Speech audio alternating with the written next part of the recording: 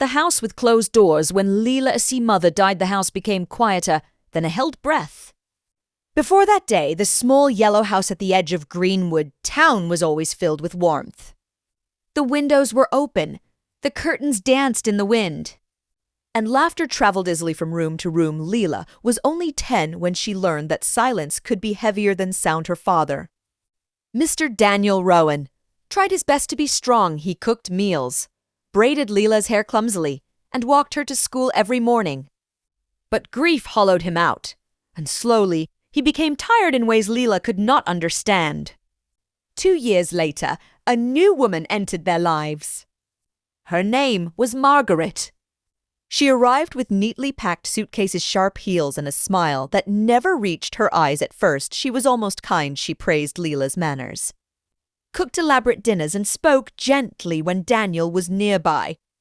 Leela wanted to believe her, but houses, like hearts, reveal the truth over time. A smile with edges. After the wedding, Margaret changed. The house doors that once stayed open were now always closed.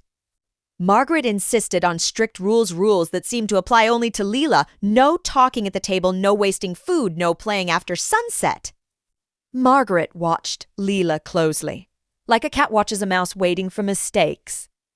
Daniel worked longer hours now when he was home. Margaret transformed, her voice sweet, her smile warm.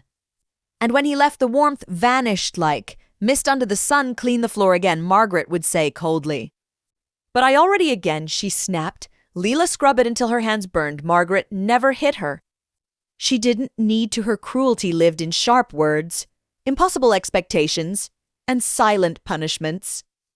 She gave Leela the smallest room in the house, cold and dark, while she decorated the others with expensive furniture. You should be grateful, Margaret often said, not every child is wanted. Those words lodged themselves deep inside Leela's chest, the shadows of favoritism. One winter, Margaret's daughter, Emily, came to live with them. Emily was everything Leela was not: loud, demanding, and adored by her mother. She wore fine dresses, received gifts, and was never scolded. If Emily broke a plate, Leela was blamed. If Emily lied, Leela was punished. Margaret's favoritism was obvious, but Daniel never saw it. Margaret cried when confronted, claiming Leela was difficult and ungrateful. Daniel wanted peace, and so he believed her. Slowly, Leela stopped speaking. She spoke only to the old oak tree in the backyard beneath its branches. She whispered her sadness, her anger, her loneliness. The tree listened patiently, its roots deep, its leaves whispering back in the wind. The final cruelty: when Leela turned 15, she dreamed of becoming a writer. Her teacher praised her stories and encouraged her to enter a national competition. The prize was a scholarship. Leela hid her notebook under her mattress, writing late at night by candlelight. One evening, Margaret found it. She read the stories aloud, mockingly, laughing at Leela's dreams. "Do you really think you're special?" Margaret sneered. "Dreams are for children who are loved." Then she tore the notebook in half.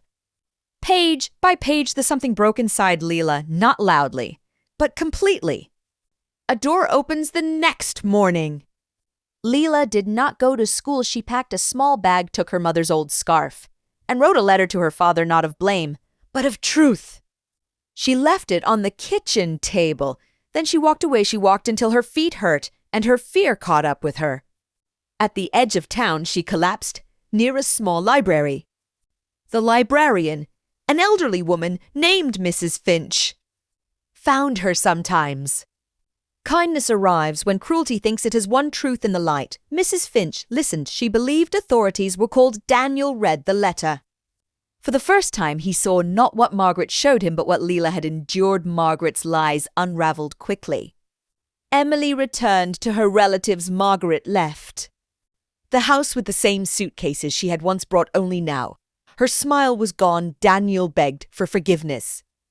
Leela did not answer right away. Healing takes time. The house with open doors. Years later, the yellow house stood warm again. The windows were open.